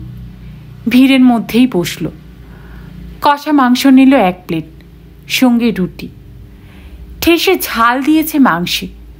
খেতে খেতে চোখ বেয়ে জল গড়াচ্ছে। একা মনে হেসে ফেলল সৌমিক। ব্যর্থ প্রেমের হতাশা কিনা শেষে মাংসের ঝোলের মধ্যে দিয়ে ফুটে বেরোলো। রাগটাও, কান্নাটাও। সামনের বেঞ্চি থেকে একটা হাঁটুরে লোক জুলজুল চোখে দেখছে সৌমিককে। বোধহয় ওই মিটমিটে হাসির অর্থ নিরূপণের চেষ্টা চালাচ্ছে। সৌমিকের ভ্রুক্ষেপ নেই। কচকচ পিয়াজ চিবোচ্ছে। এক চুমুকে গ্লাসের জল শেষ করে ফেলল। কবিতা বসু রায় যে মতলবী ভাজুক, সৌমিক আর বেলতলায় যাচ্ছে না। কোণের বেনারসিটা মায়ের ভাগ্যেই নাচছে। হা হা। ড্রামের ঘোলাটে জলে মুখ ধুয়ে কাউন্টারে পয়সা মেটালো সৌমিক। পরিতৃপ্ত মেজাজে মৌরি চিবোচ্ছে। সহসা চোখ আটকালো দোকানের বাইরে। সেই বারাসাতে ছেলেটা কাঁধে কিডস ব্যাগ নিয়ে অলস মেজাজে স্টেশনের দিকে যাচ্ছে। সৌমিক এগিয়ে গিয়ে ধরল ছেলেটাকে। তুমি এখানে? কোথায়? বাবুও অবাক হয়েছে, বলল, আমার তো এখানেই বাড়ি, ক্যাম্পাস টাউনে। আপনি এখানে কোথায় এসেছিলেন? ওই ক্যাম্পাস টাউনেই এক বন্ধুর সঙ্গে দেখা করতে। বলেই সৌমিকের মগজ কম্পিউটার জোর ঝাঁকুনি খেলো একটা। জিজ্ঞাসা করল, তোমার নামটা কি যেন বলেছিলে সেদিন? শুদ্ধ সত্য মজুমদার। তুমি কি প্রফেসর বোধিসত্ত্ব মজুমদারের ছেলে? বাবু হঠাৎই যেন আড়ষ্ট হয়ে গেল। দায়সারাভাবে বলল, হ্যাঁ। সৌমিকের হৃৎপিণ্ড ধকধক করে উঠল। হাঁটছে বাবু আর সঙ্গে সঙ্গে। কৌতূহলের কারণটা যেন অনুমান না করতে পারে বাবুয়া এমনভাবে কথা শুরু করল, তোমার বাবা তো বিখ্যাত ব্যক্তি। বাবুয়া টিকিটের লাইনে দাঁড়িয়েছে। আলগা চোয়াল ফাঁক করল শুধু। সৌমিক ফের বলল, আগের দিন যখন আলাপ হলো, কই তখন তো বাবার কথা কিছু বলনি? এত পণ্ডিত মানুষ। পরিচয় তো হয়েছিল আপনার সঙ্গে আমার, বাবা সেখানে আসবে কেন? তা বটে। সৌমিক মাথা দোলালো। তোমার মা সেই দাদুর মৃত্যুর সময় গিয়েছিলেন, চলে এসেছেন নিশ্চয়ই? হ্যাঁ, অনেক দিন। আমার সায়েন্টিস্টদের সম্পর্কে ভীষণ কিউরিওসিটি। শ্রমিক হাসি হাসি ভাব ফোটালো মুখে।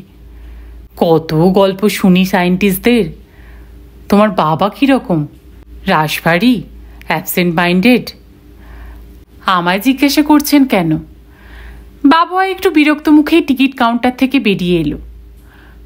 জানতে ইচ্ছে থাকলে আমার বাবাকে গিয়েই প্রশ্ন করুন। না, তুমি তো অনেক ক্লোজ থেকে দেখো, তাই। শ্রমিক আবার খোঁচালো। তোমার বাবা খুব বইয়ের পোকা, তাই না?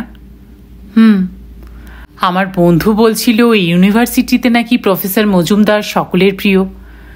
বাড়িতে নিশ্চয়ই ছাত্রছাত্রীদের খুব উৎপাত হয়। না, বাবা একা থাকাই পছন্দ করে। তুমি কি প্রত্যেক উইকেই বাড়ি আসো? না। কলকাতায় তুমি কি নিয়ে পড়ছো যেন? ইংলিশ। কেন, সায়েন্স পড়লে না কেন? এত বড় একজন বিজ্ঞানীর ছেলে হয়ে।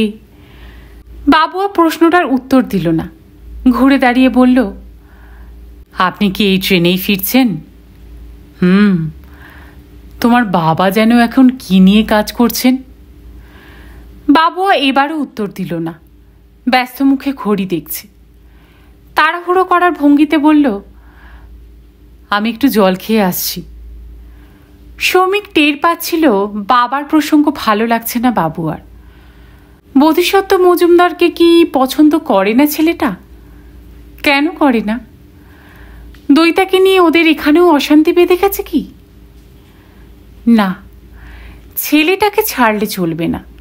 ট্রেনে যেতে যেতে আরও ভালো করে ভাব জমাতে হবে। আপন মনে মাথা দোলাল সৌমিক। দইতার প্রেমিকটিকে অন্য আলোকে চিনে রাখা দরকার। অদ্ভুত এক স্বপ্ন দেখছিল বোধিসত্ত্ব। কুচকুচে কালো অনন্ত মহাশূন্যে জীবন্ত মহাকাশ যান হয়ে ছুটে চলেছে সে, তীব্র বেগে, অজানা পথে। বিপরীত দিক থেকে অবিরাম ধেয়ে আসছে ধুলোকানার ঝড়। অন্ধকারেও বোধিসত্ত্ব টের পাচ্ছে তাদের অস্তিত্ব। সঙ্গে সঙ্গে শুনতে পাচ্ছে একটা চাপা শব্দ, একঘেয়ে, একটানা। হঠাৎ ঝলসে ওঠে আলো, চোখ ধাঁধিয়ে যায়। পরক্ষণেই আবার অন্ধকার। আধার একসময় ফিকে হয়ে এলো। এবার কি যেন এক আলোকময় বস্তু এগিয়ে আসছে বোধিসত্ত্বর দিকে। ধূমকেতু? হ্যাঁ, ধূমকেতুই। নিকট থেকে নিকটতর হলো ক্রমশ। অবয়ব স্পষ্ট হলো, কোমরটা ভারী উজ্জ্বল। আরে, এ যে দইতার মুখ। অসীম শূন্যে ভাসমান মুখ প্রায় আলোর গতিতে কাছে এসে গেছে। বোধিসত্ত্বর সঙ্গে মিলিত হচ্ছে ধূমকেতুরূপী দইতা। কি প্রচণ্ড উত্তাপ! বোধিসত্ত্ব ক্ষয়ে যাচ্ছে দ্রুত, ছোট হয়ে যাচ্ছে। দেখতে দেখতে বোধিসত্ত্ব দইতা অতি ক্ষুদ্র হয়ে গেল। ওই বিন্দুভরের কি মারাত্মক টান! বিচ্ছুরিত আলোর কণাগুলোকে শুষে নিচ্ছে। শূন্য থেকে বেমালুম হারিয়ে গেল আলোর অস্তিত্ব। আধারের ঘনত্ব বাড়ছে, বাড়ছে। বোধিসত্ত্বর রাতের প্রথম তন্দ্রাটা ছিঁড়ে গেল। অন্ধকারের এত গাঢ় রূপ আগে কখনো দেখেনি বোধিসত্ত্ব। ধকধক করছে বুক। টের পেল এই শীতেও ঘেমে গেছে খুব। লেপ সরিয়ে উঠে বসল বিছানায়। ঘরেও এখন গাঢ় আধার, কিছুই ঠাহর হয় না। একটুক্ষণের জন্য বোধিসত্ত্ব বুঝতেই পারল না সে ঠিক কোথায়। ক্ষণপরে সম্বিত ফিরল, হাতড়ে হাতড়ে টিপল বেড সুইচটা। জ্বলে উঠেছে হালকা সবুজ নাইট বাল্ব। পাশেই রাখি, ঘুমোচ্ছে দেয়ালের দিকে ফিরে। এক ঝলক তাকে দেখে খাট থেকে নামল বোধিসত্ত্ব। চেয়ারের গা থেকে শাল টেনে জড়ালো। পায়ে পায়ে এসেছে স্টাডি রুমে। আরাম কেদারায় বসে সিগারেট ধরালো একটা। স্বপ্নটা এখনো কাঁপছে বুকে। বোধিসত্ত্ব আর দইতার মিলনে সৃষ্টি হচ্ছে কৃষ্ণ গহ্বর। এমন স্বপ্নের অর্থ কি? দইতা কি তার জীবনের ধূমকেতু? অনন্ত এক দূরত্ব থেকে ক্ষণিকের জন্য কাছে আসবে, আবার মিলিয়ে যাবে মহাশূন্যে। এখন আর তার কি করে হয়? বিশ্বামিত্রের ধ্যান ভাঙিয়ে মেনকা কখনো ফিরে যেতে পারে না। দ্বিধা সংকোচের কাল পেরিয়ে গেছে। শুধু বোধিসত্ত্বর জন্যই সব ছেড়ে চলে এসেছে দইতা। এখন আর তাকে কোন অছিলায় ফেরাবে বোধিসত্ত্ব? কেনই বা ফেরাবে? এই পৌঢ় বয়সেও তাকে দেখে মুগ্ধ হয়েছে 23 বছরের তরতাজা যৌবন। ভাবনাটুকুতেই রোমে রোমে হর্ষ জাগে। শরীরের প্রতিটি কোষ যেন নতুন করে প্রাণ পায়। সিগারেটে বড় করে একটা টান দিল বোধিসত্ত্ব। তামাকের ধোঁয়ায় ভরে নিল ফুসফুস। দইতা বয়সে তার কন্যা সম। কি আসে যায়? পুরুষ আর নারীর সম্পর্কের মাঝে বয়সটা কোনো ব্যবধানই নয়। মুগ্ধ ছাত্রী তার জীবনে অনেক এসেছে, কিন্তু এমন ব্যাকুল আত্মনিবেদন আগে কখনো ঘটেনি। দইতাই তাকে জাগিয়ে দিল, বুঝিয়ে দিল তার যৌবন এখনো ফুরোয়নি। শরীরী কামের অসহ্য তাড়নায় এখনো পুড়ছে বোধিসত্ত্ব। এই কথাই বা সে অস্বীকার করে কি করে? যদি এর জন্য মহাশূন্যের কৃষ্ণ গহ্বরে যেতেই হয় তো সেও ভি আচ্ছা। তবু দইতাকে হারিয়ে ফেলার মতো মূর্খামি সে কিছুতেই করতে পারবে না। রাত্রিরের এক অত্যাশ্চর্য ক্ষমতা আছে। সে শুধু চড়াচড়ে আধার নামিয়েই ক্ষান্ত হয় না, মনের গোপন অন্ধকারকেও সে প্রকট করে দিতে পারে। এই প্রায় অন্ধকারে স্টাডি রুমে বসে গবেষণার কথা আর ভাবছিল না বোধিসত্ত্ব। ঘরের নীলাভ শূন্য স্থান এখন শুধু দইতার হলোগ্রাম। নগ্ন দইতা, বাদামের মতো দেহের রং, কচি লেবু পাতার পেলবতা ত্বকে, উদ্ধত দুটি স্তন টান টান হয়ে আছে কামনায়। স্তনবৃন্তে হাত ছোঁয়ালে যেন কোটি ভোল্টের শক লাগে। কি মিশ্রণ নাভি, কি অপরূপ জঙ্ঘা, কি মোহময়ী উরুসন্ধি। বোধিসত্ত্বর শরীরের চাপে মোমের প্রতিমা গলে গলে যাচ্ছিল। বোধিসত্ত্বর মধ্যেও আগুন আছে তাহলে এখনো। শরীর অস্থির অস্থির লাগছে বোধিসত্ত্বর। হাত বাড়িয়ে দইতাকে ছুঁতে চাইল বোধিসত্ত্ব। জিভ দিয়ে স্পর্শ করতে চাইল, মুখ ডোবাতে চাইল দইতার বুকের উপত্যকায়।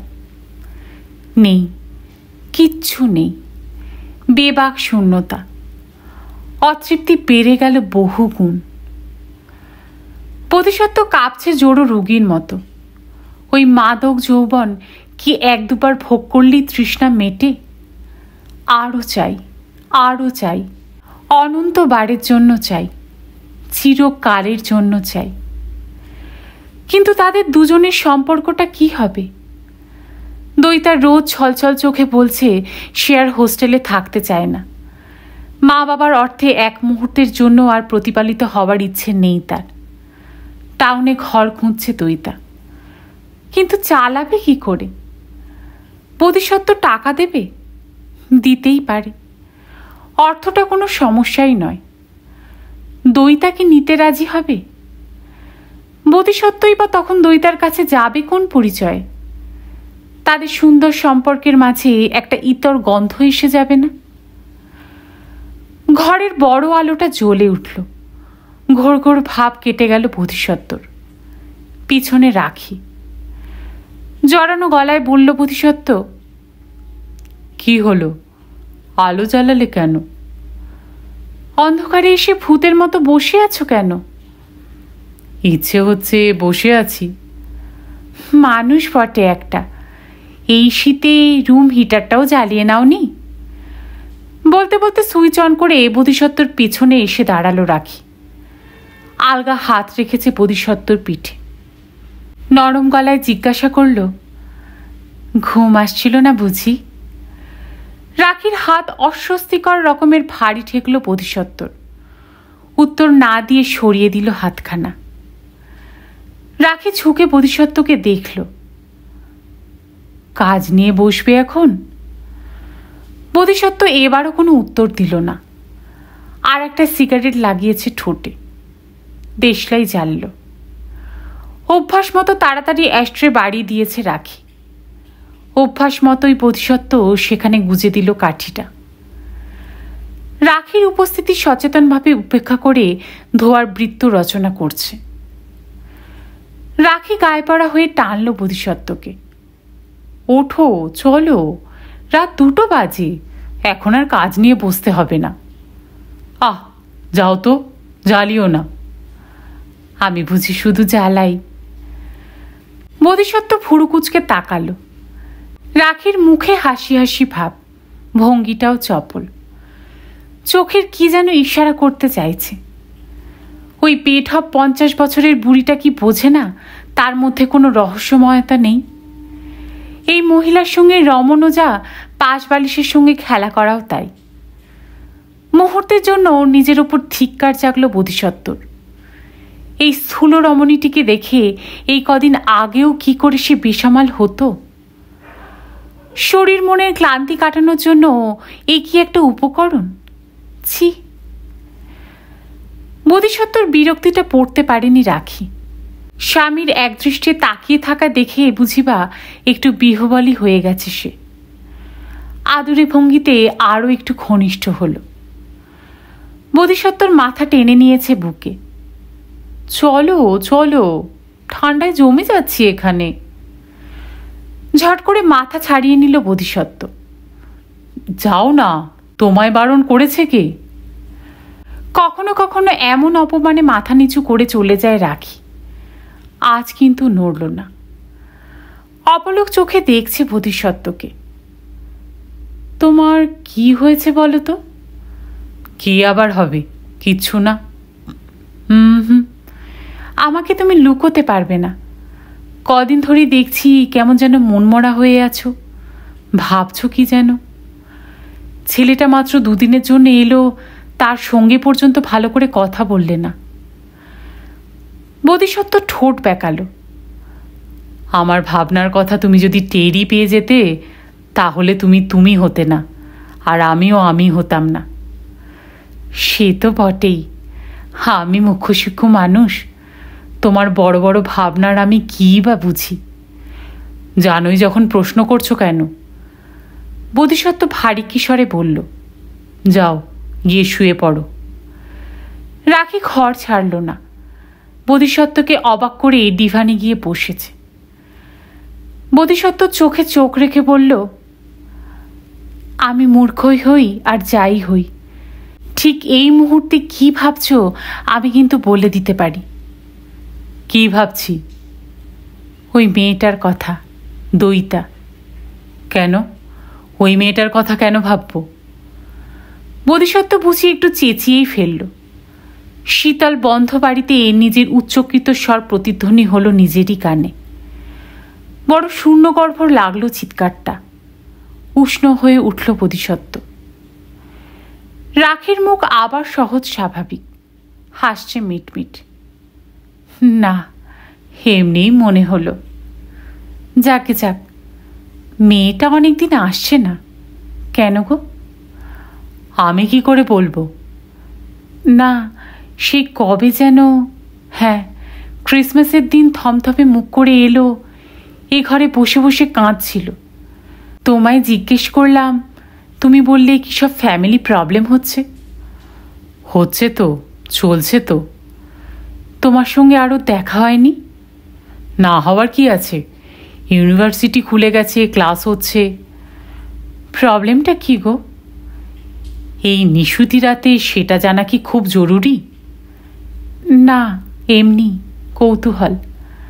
ওইটুকু মেয়ে পড়াশোনা করছে, ওর আবার ফ্যামিলি প্রবলেম শুনতে খুব অবাক লাগে। কী ধরনের সমস্যা?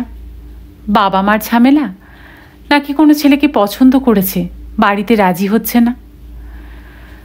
বোধিসত্ত্ব আর মাথা ঠিক রাখতে পারল না, গর্জে উঠল। এত কথা বলছো কেন তুমি? হ্যাঁ, দইতার প্রবলেম জানার জন্য যদি এত ছটফটানি থাকে, যাও ওর হোস্টেলে চলে যাও অ্যান্ড আস্ক হার। আমাকে ওই ধরনের সিলি প্রশ্ন করবে না। রেগে যাচ্ছ কেন? রাখি আহত মুখে বলল। তোমার সঙ্গে মেয়েটার এত ভাব আছে বলেই না। ভাব? What do you mean by ভাব? তাড়া করে লাফিয়ে উঠেছে বোধিসত্ত্ব। টাট্টু ঘোড়ার মতো পা ঠুকছে মেঝেতে। ভেবেছোটা কি যা খুশি তাই বলে যাবে? মুখে একটা লাগাম নেই? অশিক্ষিত মেয়ে ছেলেদের মতো ভাষা। রাখি যেন হতবাক। বোধিসত্ত্বর ক্রোধের অভিঘাতটা সামলাতে 2-1 সেকেন্ড বুঝি সময় লাগলো তার। মুখ লাল হয়ে গেছে। অস্ফুটে বলল, কি এমন বললাম যে গায়ে ফোসকা পড়ে গেল? সে বোঝার বুদ্ধি কি তোমার ঘটে আছে? বটেই তো, বটেই তো। তুচ্ছ একটা শব্দ নিয়ে মেজাজ দেখানো তোমারই সাজে বটে। রাখির স্বর নিরস, বুঝিবা ঈষৎ রুক্ষ।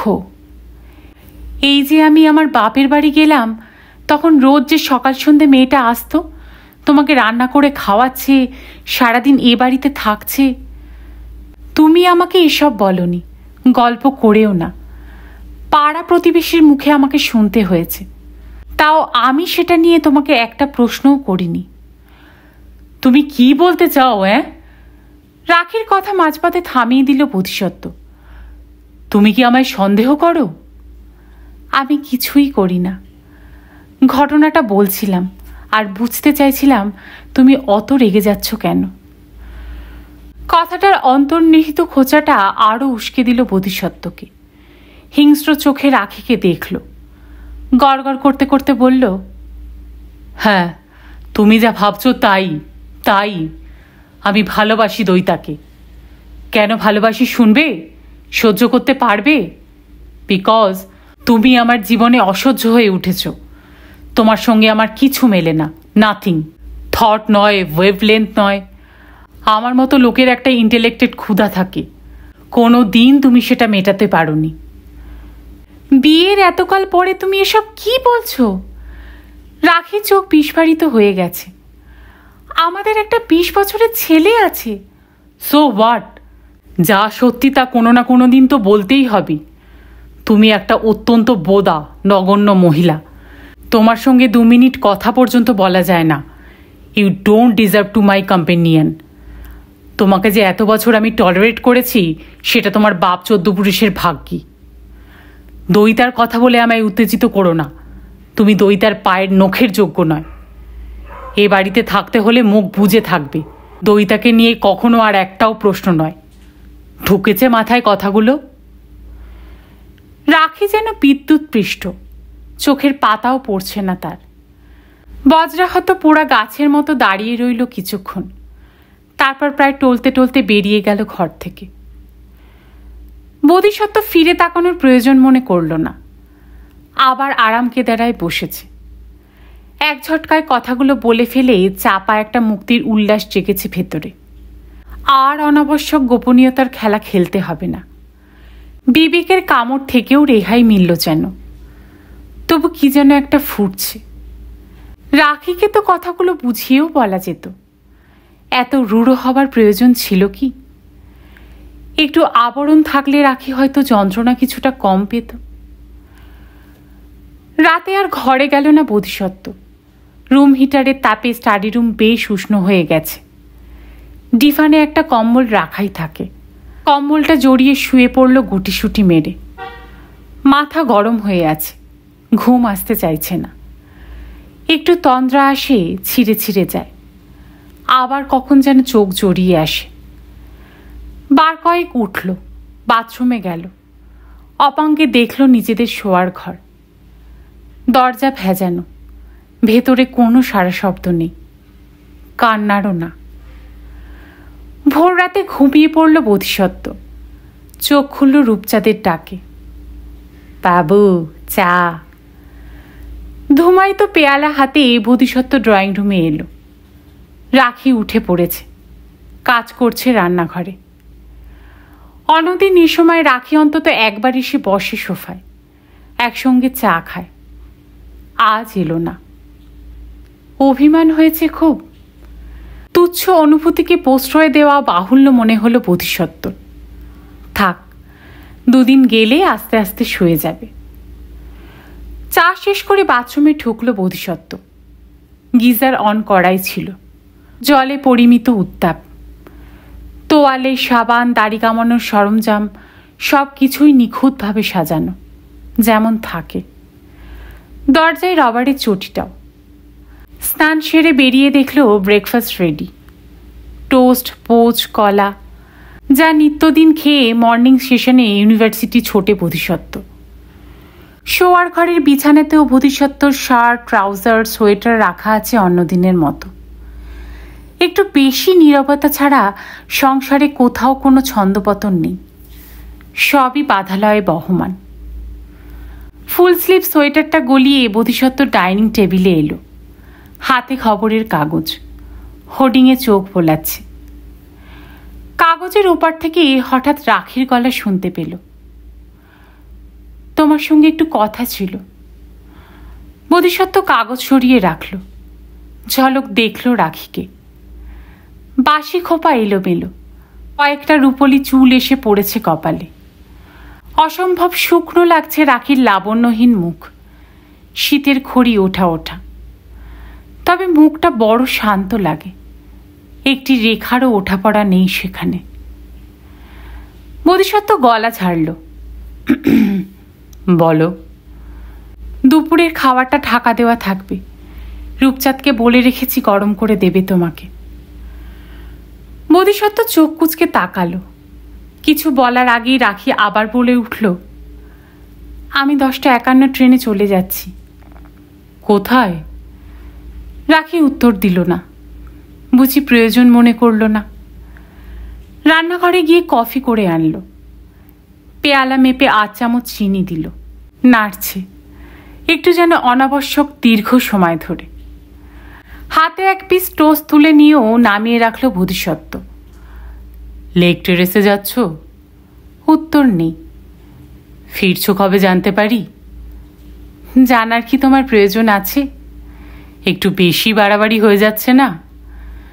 রাখি গলা নামিয়ে বলল, মেয়ের বয়সী একটি মেয়ের সঙ্গে নোংরামি করার থেকে এটা অনেক কম বাড়াবাড়ি। অজান্তেই মুঠো শক্ত হয়ে গেল বোধিসত্ত্বর। শব্দ করে চেয়ার সরিয়ে উঠে পড়েছে। স্টাডি রুমে ঢুকলো একবার, তারপর হনহনিয়ে বেরিয়ে গেল রাস্তায়। মর্নিংয়ে আজ একটাই ক্লাস, এমএসসি ফার্স্ট ইয়ার। ক্লাসটা মন দিয়ে করাতে পারল না বোধিসত্ত্ব, ক্ষণে ক্ষণে অন্যমনস্ক হয়ে পড়ছে। কোনো ক্রমে বেল পড়া অবধি কাটিয়ে ফিরে এলো নিজের রুমে। ঝিম ধরা মুখে বসে রইল সারা সকাল। শামীমের সঙ্গে বসার কথা ছিল আজ নিজের রুমে। শরীরে জুত নেই, এই অজুহাতে কাটিয়ে দিল ছেলেটাকে। বাড়ি তাকে টানছে, অথচ যেতে পা সরছে না। বড় বিচিত্র অনুভূতি। বোধিসত্ত্বর কি ভয় করছে? বিবেকের দংশন হচ্ছে? নাকি নিছকই এক আশঙ্কা তাকে আচ্ছন্ন করে দিচ্ছে? একটা দীর্ঘকালীন অভ্যাস তাকে ছেড়ে চলে যাবে, এই ভাবনাতে বুঝি এতটুকু স্বস্তি নেই। সত্যি সত্যি বাড়ি ফিরল যখন, অন্য এক অনুভবে ছেয়ে গেল হৃদয়। নির্জন বাংলো মহাশূন্যের মতো খা খা লাগছে। কত সময় তো থাকে না রাখি, কই তখন তো এমন লাগে না। চলে যাবে এই ঘোষণাটাই কি বাড়িটাকে ফাঁকা করে দিয়েছে আজ? চতুর্দিকে শুধু রাখির ছোঁয়া, সোফায়, পর্দায়, মেঝে, ডাইনিং টেবিলে, বাথরুমে, শোয়ার ঘরে, এমনকি স্টাডিতেও। দেখতে দেখতে শরীরের সমস্ত উদ্যম নিঃশেষ হয়ে আসছিল বোধিসত্ত্বর। দইতাকে নিয়ে বেশ কিছুদিন চনমনে ছিল দেহ, আজ আবার অবসন্নতাটা ফিরে আসছে। খেয়ে উঠে নিয়ম ভাঙল বোধিসত্ত্ব, আর ইউনিভার্সিটিতে গেল না। সারা দুপুর নিঝুম শুয়ে রইল বিছানায়। শীতের বাতাস সরসর ধ্বনি তুলছে বাইরের শুকনো পাতায়। বোধিসত্ত্ব শুনছিল। জানালায় চোখ রাখলেই দৃষ্টি যায় বড় বড় ডালিয়ায়, সাদা, হলুদ, খয়েরি, মেরুন। দেখলেই বুক ব্যথিয়ে ওঠে। সত্যিই চলে গেল রাখি? বোধিসত্ত্বকে ছেড়ে চলেই গেল? দুপুর গড়িয়ে বিকেল এলো। বিকেল আর কতটুকু এখন, আসতে না আসতেই সন্ধে। বোধিসত্ত্ব সুস্থিত হচ্ছিল ক্রমশ। অন্য এক নারী চুম্বকের মতো টানছে এবার। চুম্বক আকর্ষণ নয়, এ যেন মহাকর্ষ। অসীম দূরত্ব থেকে টের পাওয়া যায়। হৃদয়ে দোদুল্যমানকে ভেঙে ফেলল বোধিসত্ত্ব। রূপচাঁদকে ছুটি দিয়ে বেরিয়ে পড়ল পথে। সোজা লাইব্রেরি গিয়ে নিজের কিউবিকলে বসে রইল খানিকক্ষণ। ঘড়ি দেখছে ঘন ঘন। দ্রুতগামী সময় আজকেই বা এত ধীরে চলে কেন? 7:30 নাগাদ ছায়া পড়ল কিউবিকলে। সঙ্গে সঙ্গে বিজ্ঞানী বোধিসত্ত্ব মজুমদারের চোখের মণি জল জল, বুকে লাভডুব লাভডুব। কি অপরূপ সাজে আজ সেজেছে দইতা। সালোয়ার কামিজ নয়, শাড়ি পরেছে আজ। গাঢ় নীল রং জরিপার শাড়ি, গায়ে নীল শাল, কপালে নীল টিপ। এ কি অভিসারের সাজ, নাকি দইতা আজ আকাশ হয়েছে? আজই কেন শাড়ি পরল দইতা? সংখ্যা আর অক্ষরের অরণ্যকে সরিয়ে রাখল বোধিসত্ত্ব। বেরিয়ে পড়েছে দইতার সঙ্গে। হাঁটছে কুয়াশা মাখা শীতার্ত পথ ধরে। চুপচাপ ছিল দুজনই। একসময় বোধিসত্ত্বই কথা বলল, তোমার কি আজ ফেরার তাড়া আছে? আমার তো কোনোদিনই তাড়া থাকে না। দইতা ঝকঝকে দাঁত মেলে হাসল। আমার সময় তো আপনার হাতে। আহ, আপনি কেন? কতদিন না বলেছি তুমি বলবে। দইতা কুলকুল হাসল। আমি তো বলেইছি আমার সময় লাগবে। আবার গাঢ় নৈশব্দ, আবার নির্জন কুয়াশা মাখা পথ বেয়ে বহে চলা। একসময় বোধিসত্ত্ব বলল, তোমাকে আর টাউনে ঘর দেখতে হবে না। কেন? তুমি আমার কাছে থাকবে। কি থাকবে তো? আমি তো থাকতেই চাই, কিন্তু। কোনো কিন্তু নয়, তুমি আমার সঙ্গে আমার বাড়িতে থাকবে। দইতা কেঁপে উঠল। তা কি করে সম্ভব? অনেকটা শীতল বাতাস ফুসফুসে ভরে নিল বোধিসত্ত্ব। উষ্ণ দীর্ঘশ্বাস ফেলল একটা। মৃদুস্বরে বলল, রাখি নেই, চলে গেছে। সে কি? কেন? কবে? আজই। আমি কাল রাত্রে তাকে সব বলেছি। কি বলেছেন? Truth, absolutely truth, nothing but the truth. কথাগুলো যেন দইতাকে নয়, নিজেকেই বলল বোধিসত্ত্ব। দইতা সম্পূর্ণ নীরব হয়ে গেছে। মাথা নিচু করে হাঁটতে হাঁটতে ভাবছে কি যেন। বাড়ির সামনেটায় এসে দাঁড়িয়ে পড়ল স্থানুবৎ। বোধিসত্ত্ব হাত ধরল দইতার। এসো, থামলে কেন? বাধ্য মেয়ের মতো বোধিসত্ত্বর হাত ধরে ভেতরে এলো দইতা। আলো জ্বালল বোধিসত্ত্ব। দরজা বন্ধ করে দিল। তারপর দইতার দু কাঁধ ধরে তাকে দাঁড় করিয়ে দিল ড্রয়িং রুমের মধ্যিখানে। ঠোঁটে আলতো চুমু খেয়ে বলল, আজ থেকে এটাই তোমার বাড়ি। দইতা কেমন যেন ভ্যাবাচ্যাকা খেয়ে গেছে, যেন ব্যাপারটা ঠিক অনুধাবন করতে পারছে না। সন্দিগ্ধ চোখে তাকাচ্ছে চারদিকে।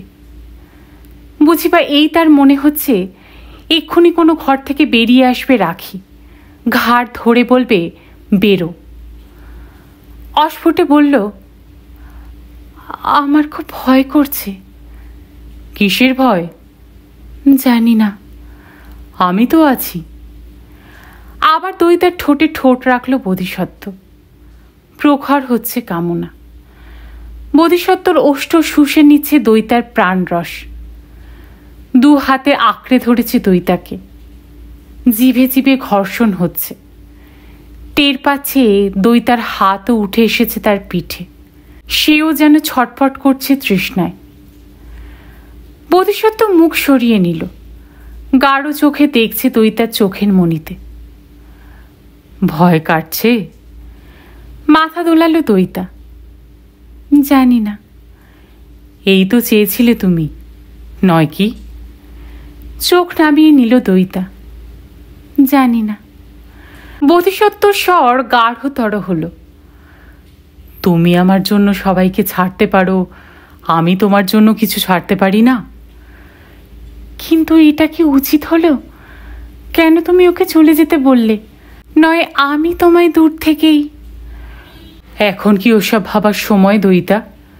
অতীত কবরে যাক, আমাদের সামনে এখন শুধুই ভবিষ্যৎ। যত তাড়াতাড়ি সম্ভব আমি রাখির কাছে ডিভোর্স চাইব। আশা করি ও কোনো ঝঞ্ঝাট পাকাবে না। বড় জোর কিছু অ্যালিমানি চাইতে পারে, সে নয় দিয়ে দেওয়া যাবে।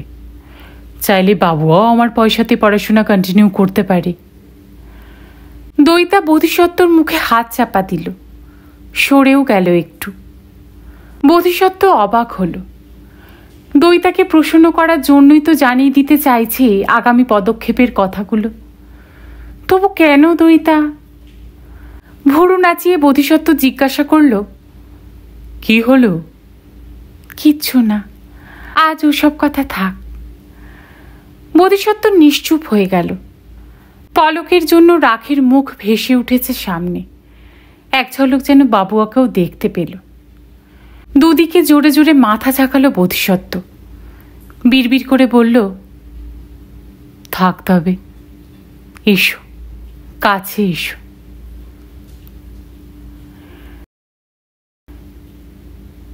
শেষ করলাম আজকে শ্রীমতী সুচিত্রা ভট্টাচার্যের একটি উপন্যাস নীল ঘূর্ণির ৬ষ্ঠ পর্ব। সকলে খুব ভালো থাকবেন। গল্প শোনার জন্য আপনাদের সবাইকে অসংখ্য ধন্যবাদ।